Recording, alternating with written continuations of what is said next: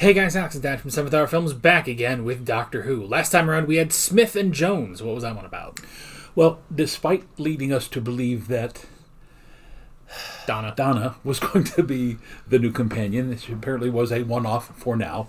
I happen to just know that she will return at some point.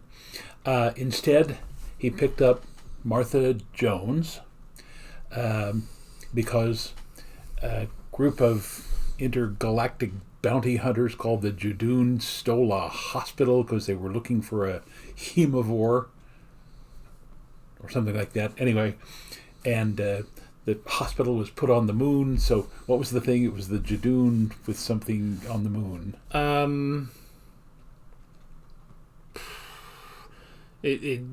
think it was like a platoon of Judoon on the moon. Platoon of Judoon on the moon, yes. Yeah. And they were slowly losing oxygen, but the Judoon had a way of looking for non-human species.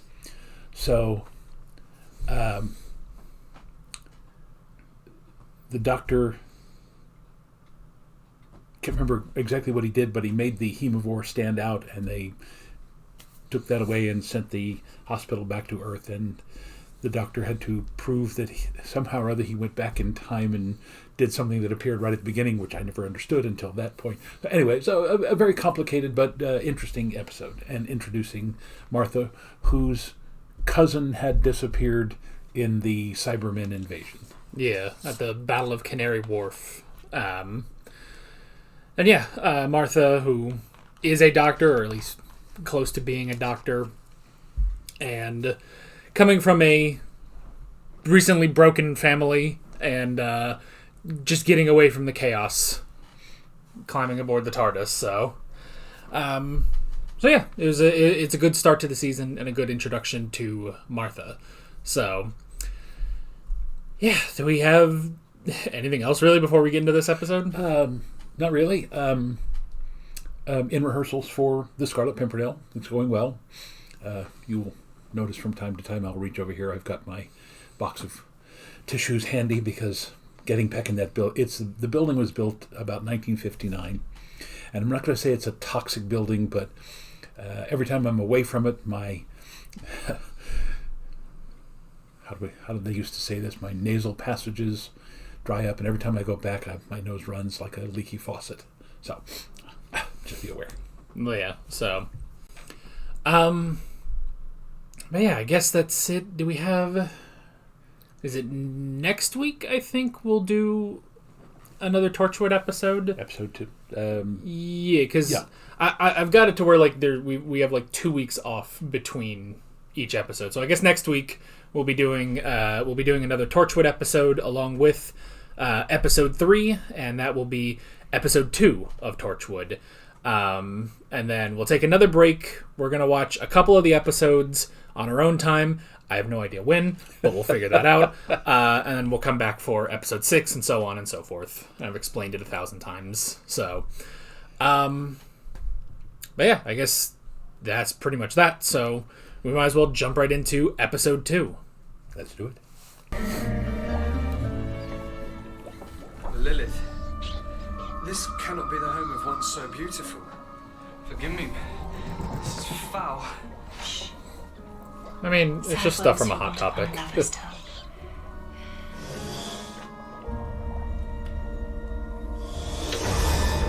Yikes. Your kiss transformed me. A suitor should meet his beloved's parents. Mother Doomfinger. Ah. But how do you travel in time? And what makes it go? Oh, let's take the fun of the mystery out of everything. Martha, you don't want to know. It just does. Hold on tight. That's what the comments used to say to us. Oh, you're kidding me. You're so kidding me. Oh my god, we did it. We travelled in time. She would be Where are thrown we? in prison for wearing Sorry. so few Gotta clothing. get used to this. A whole new language. When are we? Mind out. Oh, no, no! Yeah. Oh. Somewhere before they mentioned the toilet. Sorry about that. I've seen Garde worse. Lou, watch out for the Late crap. night shift daily. Like in the films, you step on a butterfly, you change the future of the human race. Tell you what, then don't step on any butterflies. What have butterflies ever done to you? What if I don't know. Yeah. What if I kill my grandfather? Are you planning to? No. Alright. Oh, but hold on. Am I alright? I'm not going to get carted off as a slave, am I? Why would they do that? Not exactly white, in case you haven't noticed. I'm not even human. Just walk about like you're in the place. Works for me. Meh. Besides, you'd be surprised. Elizabethan England, not so different from your time. Look over there. They got recycling. Water cooler moment. Meh. And the earth will be consumed by flame. Global warming. Oh yes, Meh. Alright. We're just down the river by Southwark. right next to. The globe. Oh yes, the Globe Theatre.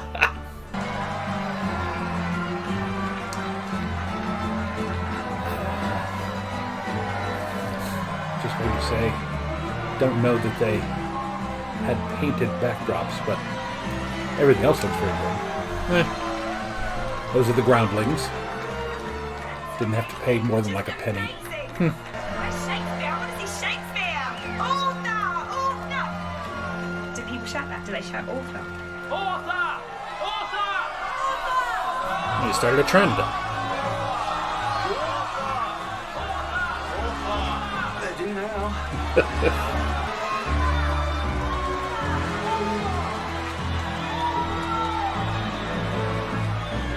It's a bit different to his portraits. Yeah, the portraits don't really show him as Obi-Wan. Yeah, he had less hair up front. Genius. He's a genius, the genius, the most human there's ever been. Now, we're going to hear him speak. Always he chooses the best words, new, beautiful, brilliant words. Added about 700 words What's your big fat mouth? to the English language. I'm not an expert, but I've never heard of Love's Labour's one. Exactly. The lost play. Doesn't exist, only in rumours. It's mentioned in lists of his plays, but never ever turns up. And no one knows why. Have you got a mini disc or something? We can tape it, we can flog it, sell it when we get home, make a mint. No. No. That would be bad. Yeah. I mean, How come it disappeared in the first no one would place? believe you. I was in a play about Shakespeare's early life called A Cry of Players. Hello. Excuse me. No interrupting, am I? Mr. Shakespeare, isn't it? Oh, no. Who let you in? No autographs. No, you can't have yourself sketch with me. And please don't ask where I get my ideas from. Such unusual clothes. So fitted. Verily, forsooth, egads. No. No, doesn't work. I'm Sir Doctor of TARDIS, and this is my companion, Miss Martha Jones. Interesting. That bit of paper. Blank. Oh, that's very clever. That proves it. Absolute genius. Meh. No, it says right there, Sir Dr. Martha Jones. It says, What's the point? Who is your delicious blackamoor lady? what did you say? Oops. Isn't that a word we use nowadays? An Ethiop girl, a Suave, a Queen of Africa. Can't believe I'm It's hearing this. political correctness gone mad. Martha's from a far-off land. Fredonia. Excuse me? Hold hard a moment. Groucho Marx reference. Abominable behaviour.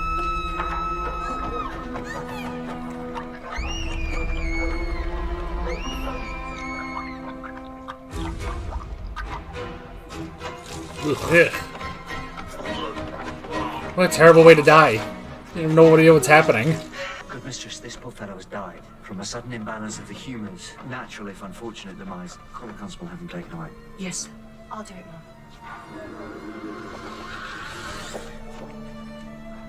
And why are you telling them that? This little stutter went from the Dark Ages. If I tell them the truth, they'll panic and think it was witchcraft. Okay, what was it then? Witchcraft. It was witchcraft. Oh, it's Yorick. He's seen better days. I knew him, Horatio, a fellow of infinite jest. I'll get my answers tomorrow, Doctor. And I'll discover more about you and why this constant performance of yours. All the world's a stage. I might use that. Good night, Doctor. Nighty night, Shakespeare. It's not exactly 5-star, is it? Oh, it'll do. Didn't worse. I haven't even got a toothbrush. Oh, contains Venusian spearmint. So, There's something I'm missing, Martha. Something really close. Staring me right in the face and I can't see it. Rose would know. Would she? A friend of mine, Rose, right now, she'd say exactly the right thing.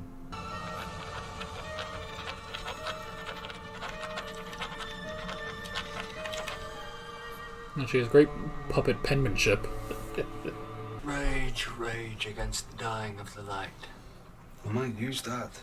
You can't, it's someone else's. but the thing is, Lindley drowned on dry land. Dylan Thomas? Dolly died of fright, and they were both connected to you. You're accusing me. No, but I saw a witch, big as you like, flying, cackling away, and you've written about witches. Yeah? When was that? Not quite yet.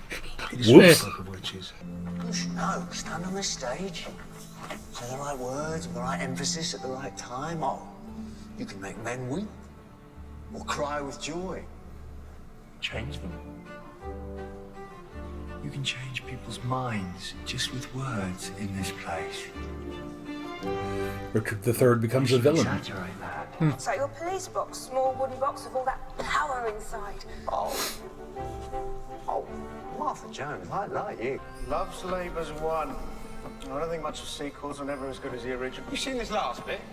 I've been dozing off when he wrote that. I don't even know what it means. Yeah, well, that goes for most of his stuff. But at least it... It is merely a rehearsal of what's to come. And strikes the Fulton Grove of Rexel 4. Okay. By all the saints. Yeah, that's not just the wind. It's a spirit. Ah! I think we should never speak of this again. Or else we'll end up in bedlam ourselves. Yeah, so you'd think they'd just burn that script. My only boy. The Black Death took him. I wasn't even there. I didn't know, I'm sorry. Made me question everything. The futility of this fleeting existence, to be or not to be. Oh, that's quite good. Yeah. You should write that down. Maybe not. Bit pretentious. Well, that's the question. Eh. That's strange, huh? He was at the inn with Shakespeare. I thought then he smelt of something new. Now he visits the madhouse. Yeah, it's called like deodorant and soap. If I can find the right one, if I can just know you. None on earth has knowledge of us. Then it's a good thing I'm here. Now I think they think humanoid female uses shapes and words to channel energy. Ah! 14! Creature, I name you! Carrier Knight! Well, good job. What did you do? I named her the power of a name. That's all magic. But there's no such thing as magic. Well, it's just a different sort of science. You lot, you judge mathematics. Given the right string of numbers, the right equation, you can split the atom. Carrier Knights use words instead. Use them for what? The end of the world. Look, in about 5 years' time, the Thor movie's gonna come out, and it's all gonna make sense. That's it. They used you. They gave you the final words, like a spell, like a code. Love's Labour's one, it's a weapon. The right combination of words spoken in the right place with the shape of the globe is an energy converter. The play's the thing. And yes, you can have that. Wherein I'll catch the conscience of the key. Now will they find Love's Labour's one?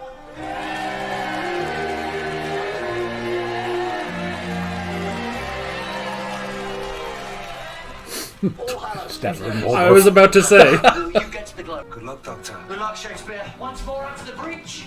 I like that. You can keep it. That's one of mine. Meh. Just shit. You must forgive our irksome Will. He's been on the beer and feeling ill. Good improv. Sounds like Will Kemp. Back to the Future. It's like Back to the Future. The film. No, the novelisation. Yes, the film. Marty McFly goes back and changes history. And he starts fading away. Oh my god, am I gonna fade? You and the entire future of the human race. It ends right now in 1599 if we don't stop it. But which house? There's an easy way of sidestepping that.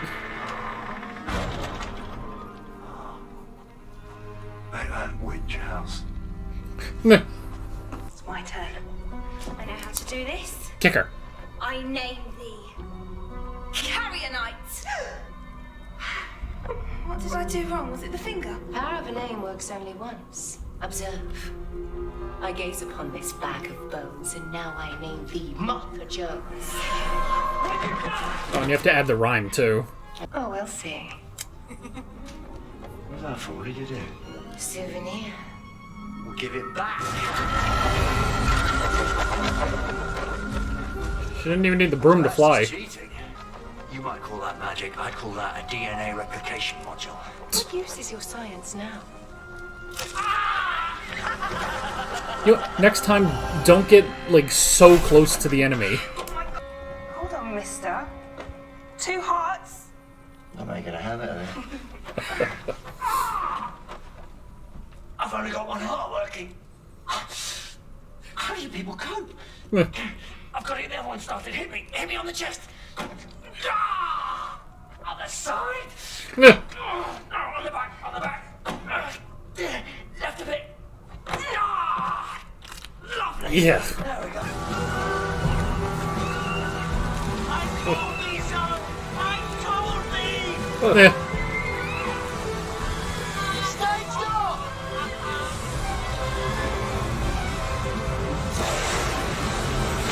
Ghostbusters.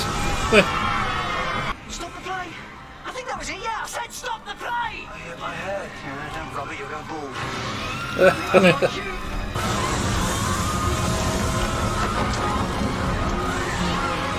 Don't know if the sonic screwdriver's going to help this one. 761-390. 761-390. Fanny's light and Tinker's cast. I say to thee.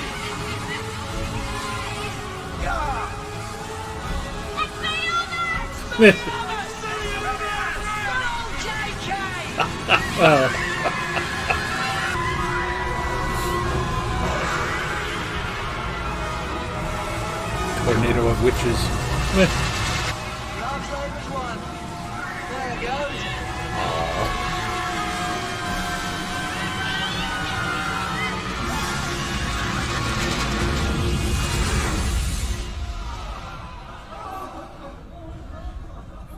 But it was a heck of a performance. I think it was all special effects. Your effect is special indeed. It's not your best line. Then give me a joke from Fredonia. Okay. Shakespeare walks into a pub and the landlord says, "Oi, mate, you're bod." That's brilliant. Doesn't make sense, mind you, but never mind, I'll come here. Perhaps it's time I wrote about fathers and sons, in memory of my boy, my precious Hamnet. Hamnet. That's him. Hamnet. What's wrong with that? Anyway, time we were off. I've got a nice. Will you never believe it? She's here. She's turned up. We're the talk of the town. She heard about last night. She wants us to perform it again. Who? Her Majesty, she's here. Queen Elizabeth I. Doctor. I swore. What? Off with his head. What? Well, never mind what. Run! What have you done to upset her? Actually, I know. I didn't know. Yeah, that's time travel for you. Still can't wait to find out. Something to look forward to.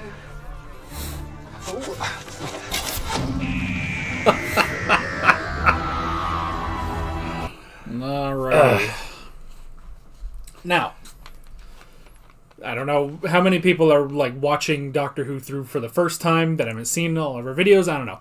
But just in case, this is a slight spoiler alert. Jump ahead a minute or two. Do you remember why she's upset with him? Did we see the episode with her in it in our tour? Yes. Okay. Wasn't she literally married to him or something? Yes. But that was Matt Smith. No, because that was during the 50th anniversary. Oh. So she did marry the 10th Doctor, and then he left. So that was during the whole Zygon part of that plot. So where there was a Zygon pretending to be her, but then there was also her, and is a whole thing. But she was much younger. Yeah. So All right, now, who wrote that? Was it Gareth Roberts, I believe? Absolutely brilliant writing. Yeah. Like, this is, like, up there with The Unquiet Dead in terms of a historical, definitely. Yeah. So, and, you know, it's funny because it's funny on two accounts because, you know, we watched the 50th anniversary. So now watching this, it's like, oh, okay, so, you know, we both know that. But I remember there was a First Doctor episode, I think it was when, like, just after Vicky was introduced, and the Doctor had some giant contraption within the TARDIS that was basically a television, and they, like, turned on the Beatles for a little bit. Yeah, I remember that. Yeah, and, you know, and Vicky's like, oh, I didn't know they played classical music, because she's in the future. But then they also, like, they like, change it or something, and then they see Shakespeare talking to the Queen. And I think I made a reference to that, like, oh, that's funny, considering there is an episode with Shakespeare with the 10th Doctor. And now, years and years later, we are finally here. Probably over 4 years later, we're actually to this episode. So, now, I know there was a new version of the Globe Theatre built. We kind of visited the one in Ashland, Oregon. We didn't see a show there. We were in the other theater.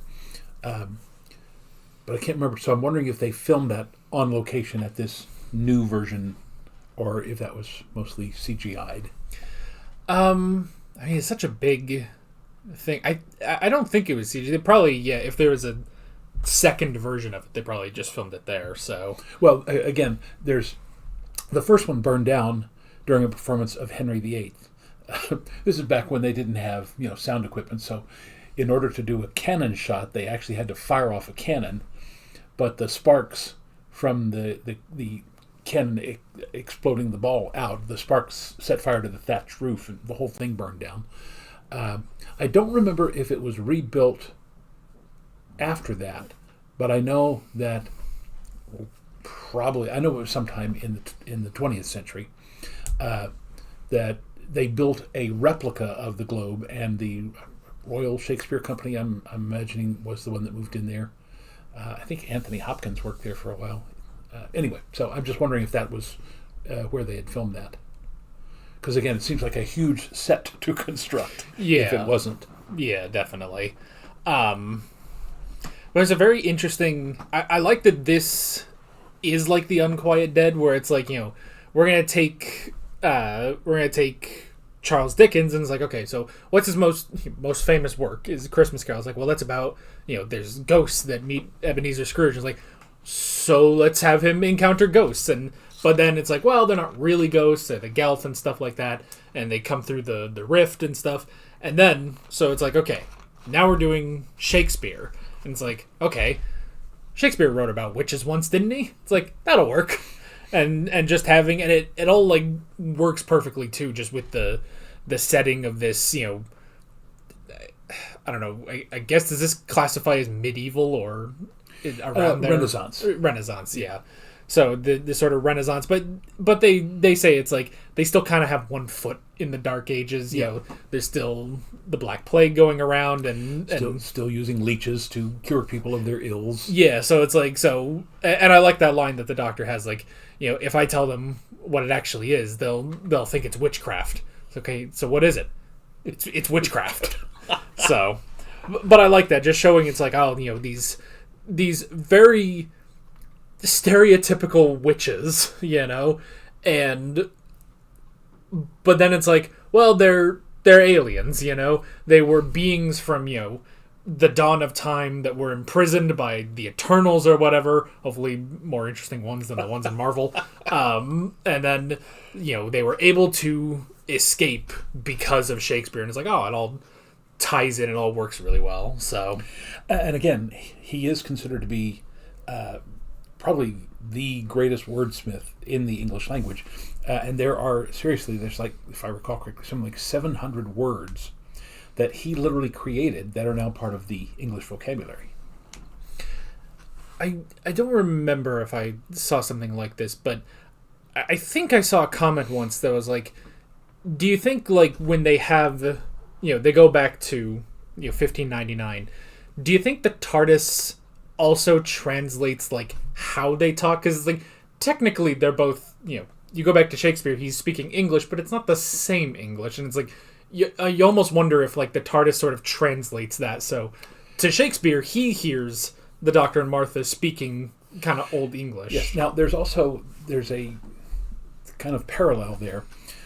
What we know of 1599 and afterwards is Shakespeare, Marlowe, Kidd, Middleton and Rowley, the King James Version of the Bible. But we also know that's not the way the average man on the street talked. So we have this very elevated idea that everybody spoke like they spoke in the King James Bible. But we know that not to be true. So, yes, I think you're right. I think the TARDIS translation feature makes everybody understand everybody in their own way. Yeah, so, just as a side note, just because I remembered, because you brought up the King James Bible, it has nothing to do with the actual episode, but I just remembered I do have the King James Bible on Game Boy, because that did exist 25 years ago or something. Some company, I don't even think it's necessarily licensed, like the cartridge itself is not like a normal Game Boy cartridge, so it might be like an unlicensed game, but you can read the entirety of the King James Bible on your Game Boy. So and I remember there was a very weird translation many years ago, where they literally translated the entire Bible into what we would consider now street language. And the most famous example of it is one of the 10 Commandments, instead of saying "thou shalt not kill," simply said "don't waste nobody." But I mean, seriously, if you're trying to reach people whose understanding of language is not elevated, just like a lot of people wouldn't have understood Shakespeare's elevated language, you want to reach people the way they will understand it. I mean, that's what translations of the Bible do. All right, for hundreds of years, the Catholic Church, which literally right up until the early 1500s, I think it was the early 1500s when Martin Luther dared to translate the Bible into German. The Roman Catholic Church absolutely would not let anyone translate the Bible, because to them, their version in Latin was the correct version. Except for the fact, of course, they completely essentially denied that the Latin version was a translation of the Greek version, which was a translation of the Aramaic version. And so when it got translated into English, there's a whole lot of different stuff in the English version of the Bible, especially when it comes to the names, that, again, what the translators in England were trying to do was, we need to make this accessible to the people who speak the English language. Well, yeah. The point is, if you're going to be spreading the religion around, you got to make sure people know what you're talking about. Yeah. So, I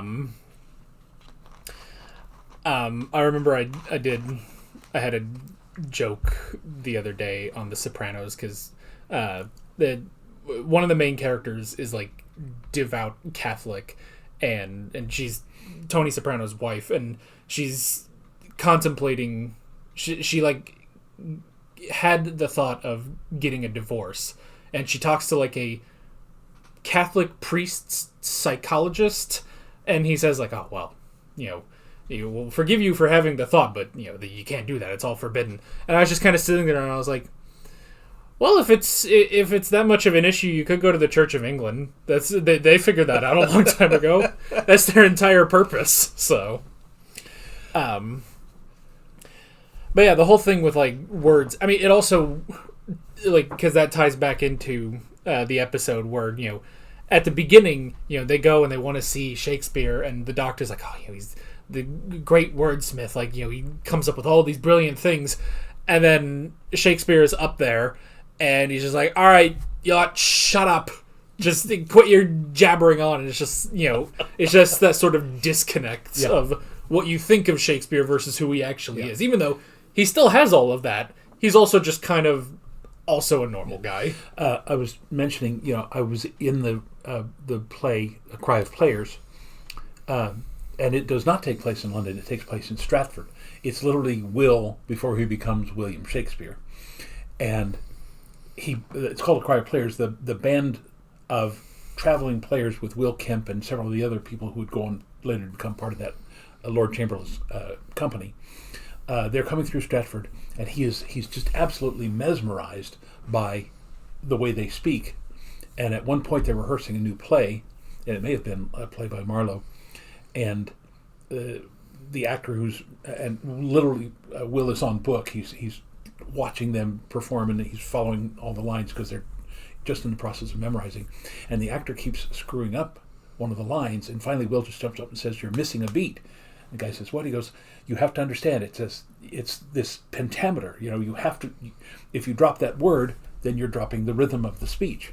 So it's just a fascinating look at how this young kid with, just a common grade school education in Stratford, the son of a glover, ultimately becomes the guy who says, "I look at language like nobody else, and I can figure out why it resonates the way it, why language is literally the most important invention,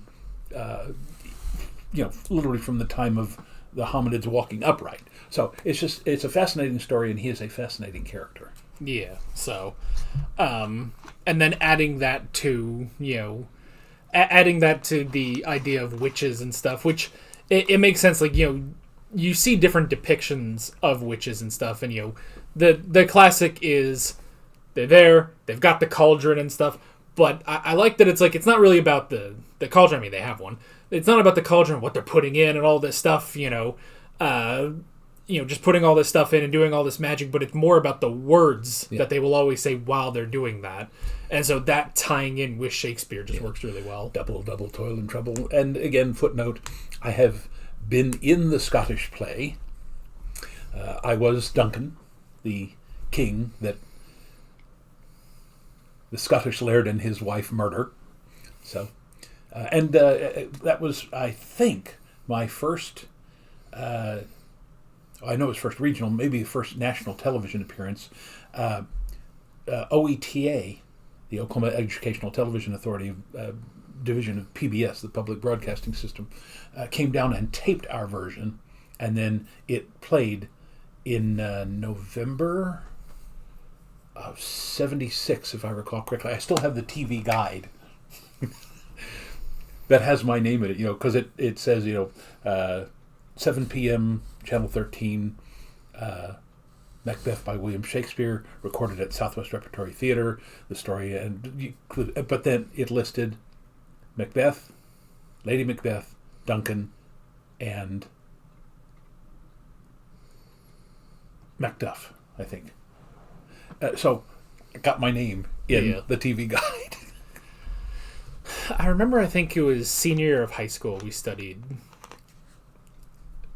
it. We're not in a theater. We're not in... I mean, I guess we are at a place where we perform technically. I always say I'm setting up the set. I don't know. What else can... what else can happen to this channel? I don't know. So, but anyway, but we studied that in my senior year. That was that senior year.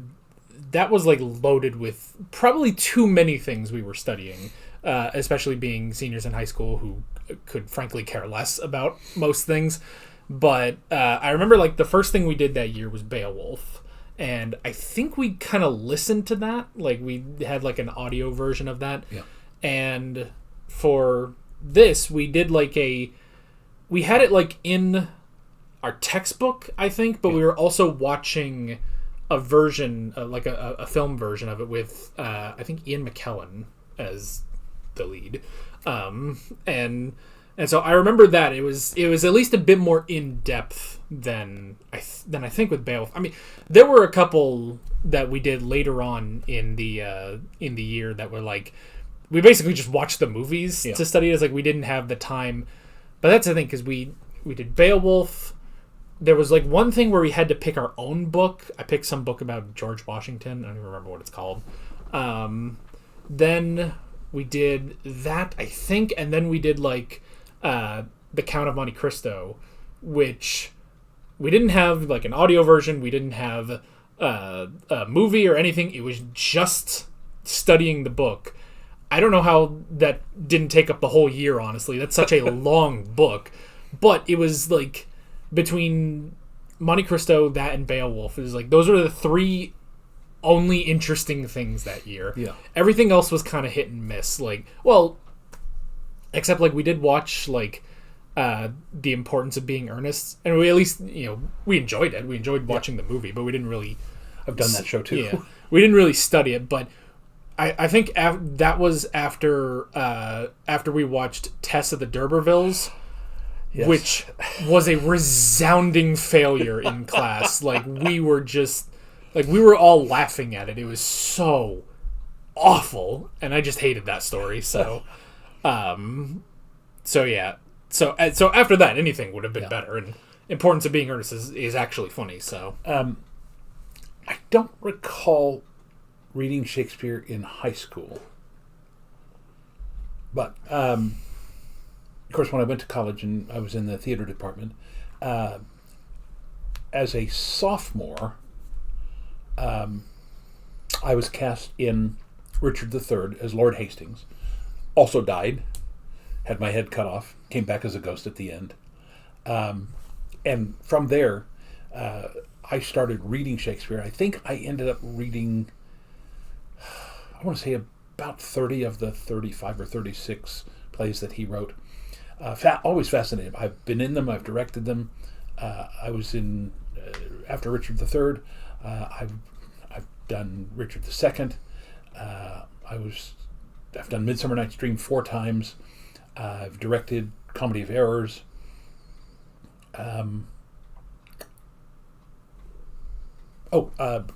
Oddly enough, I was Petruchio in Taming the Shrew. It was one of the few times I was ever in a Shakespearean play where I could play somebody my own age. It was like 28, 29 back then. So yeah, I still love Shakespeare. I wish we could do more Shakespeare here in Oklahoma City, but you know, you got to know your audience. There's an actual company called Oklahoma Shakespeare.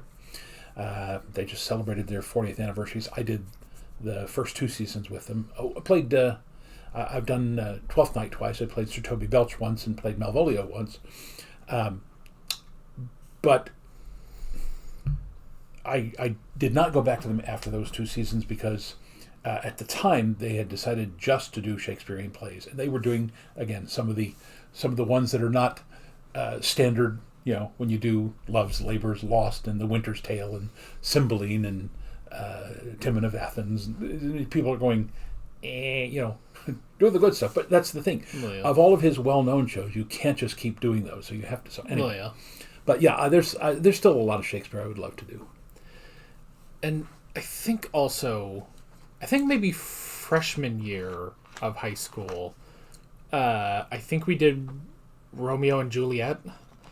I think that was one where we studied the textbook for a bit, and then I think we may have watched the movie. I guess that's not specific. We watched a movie of Romeo and Juliet. I think it's the modern one where it's like... Was it Leonardo DiCaprio? Yeah. Okay. Yeah, that's Romeo plus Juliet. Yeah, the one where it's like it's all Shakespeare's words, but it's in a modern day. It's in like Los Angeles or something. Is really bad. It's stupid. They like blow up a gas station at the beginning, and then the judge is like, "Well, you rascals, slap on the wrist. I don't want to see this again." And it's just like, I don't know if this is how Los Angeles... Like, sure, in the 1500s, maybe. I don't know about Los Angeles, though. Yeah. So, anyway. But actually, back to the episode. Off on our Shakespeare tangent. Yeah. But everything with, like, the witches and the witchcraft, the Carrier Knights was all really interesting. And very terrifying, honestly. Like, the way they just drown that guy standing up. Like, yeah. This is horrific, but it's all very interesting. I like it. I like how it's just, you know, where does he get the inspiration for witches? Actual witches. They're just aliens from space, you know? So, which is Shakespeare the one who basically cemented that view of witches, or did he take that from like other urban legends? I don't know of any specific Renaissance literature about witches. And again, in the what they call the passion plays and the morality plays of the early Middle Ages, I know there were always things like the devils, and the vices and things like that. But if you go back to, I don't know, again, much about Roman theater, but about the Greek theater, they, of course, were disguised as the Furies. And when I first saw the three of them, I thought, I wondered if they were the three fates. Yeah. The ones who spin the thread of life, the one who measures it, and then the one who cuts it short. But then thought, no, because if they're in 1599, they're akin to the Three Witches of Macbeth. Yeah, so it's interesting. I guess it's kind of like with vampires. It's like, Dracula, that's the most popular. That's kind of where everything else comes from. But it wasn't the first. Yeah. There were vampire stories, like Carmilla and stuff before that. So, now, what do you think of they're still bringing up Rose? Well, again, that's so fresh in his memory, and she was a huge part of his life as the Ninth Doctor, and again as the 10th Doctor. Yeah, and particularly the fact that again at the end of the season 1 of the Ninth Doctor, where she literally saved his life. Yeah. So that it does not bother me that he keeps bringing her up, but at some point, it seems to me that since he's had so many other companions that were very, very close to him, that he will ultimately realize that he cannot continue to dwell on that relationship, and he will. Yeah. It's not that he will specifically try to move on to somebody else, but it's just that it's still fresh. The wound is still fresh because he's only had what 2 or 3 episodes since then. Yeah, pretty much. Yeah, because we had the end of season 2, then the Runaway Bride, then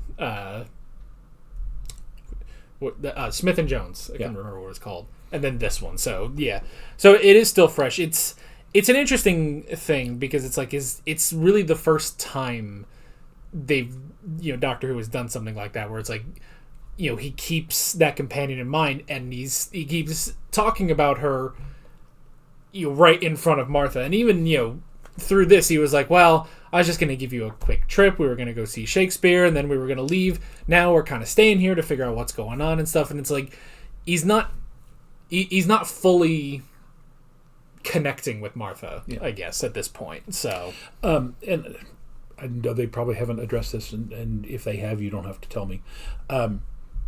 He's literally mourning the death of Rose because she's in an alternate universe that he can't go back to.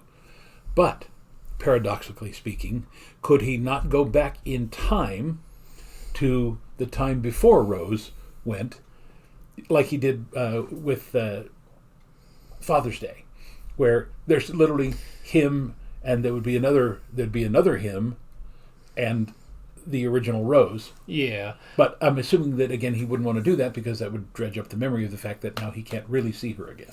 Yeah, and plus, I mean, even with Father's Day, it's like it was kind of dangerous. Like at first it's just like, well, going back and seeing him, seeing her dad is like, well, that's one thing. But then when she was like, can I try again? And he was like, okay, it's getting kind of risky now. And so it's like crossing his own timeline. He said, aside for party tricks, he can't, he doesn't really want to do it. And probably there is that sort of temptation for him to pretty much do exactly what Rose did in that episode. Yeah. So, but otherwise, I mean, it is an interesting thing. I don't mind it so much that he's still bringing up Rose, but I don't know. It's nice, but it's nice to have.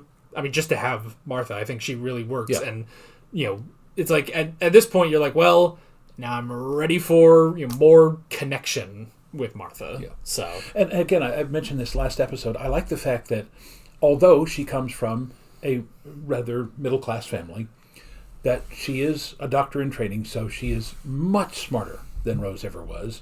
In fact, much smarter than a whole lot of his previous companions were. And again, I like the companion. This is just me. I like the companion to be a foil for the Doctor, not the damsel in distress. And I realize that yes, she is also taking on the audience's point of view, but the first Romana, Jamie, some the people who actually were not just along for the ride, but a foil for him, who actually were challenging him, and Rose did that quite a lot as well. I like that a lot better than a lot of the previous companions. Yeah, and we'll definitely get more really good stuff with Martha. So, you got anything else? Really, I got nothing. Then that is basically it. Next episode, I think, is called Gridlock. I think, if I remember right. It's been a long time. I recently, just this week, I didn't have a video to post on Sunday, and I was like, well, I can't have that, because I've posted a video every Sunday for years now, and I've just kept that up as a weekly streak. So I just filmed some random video to put up on Sunday to keep the streak going. But then I went back and I realized, I was like, how long ago was that? And I was like, that was nearly 9 years ago. And I was like, okay, I've been doing this too long. I've been doing this a little too long. And yeah, like, with this, it's like, yeah, I think it was Gridlock. It was, when did I watch that? Like, 7 years ago, just about? Okay. Well, I guess it was more like 6. I think in February, I'll have to check the date, but in February will be the 7th anniversary of the first episode that I watched of Doctor Who. So, I've basically watched Doctor Who just about every week for 7 years, which I think is more than some Doctor Who fans watch Doctor Who. And it's weird because I'm not the biggest Doctor Who fan. I'm just kind of stuck here, and I don't know what to do about it. But we have fun. We do have fun. If I could just get better at editing these videos in a timely manner. I just cannot edit these. I don't know what it is, but recording is all nice and good, but editing these, that's why we're not doing all of Torchwood. But anyway. But yeah, we'll be back with the next episode and another episode of Torchwood next week, which will be fun. But that is basically it. With all of that being said, we're Alex and Dad from 7th Hour Films, and we will see you guys next time. Take care. Alright guys, thanks for watching this video. There's a bunch of links on screen if you want to go click around any of those. There's a playlist with all of our modern Doctor Who reactions, as well as another playlist for every Doctor Who reaction that's on the channel. There's also a subscribe button and a Patreon button on screen, as well as other links in the description if you want to go check out any of those. See you guys later.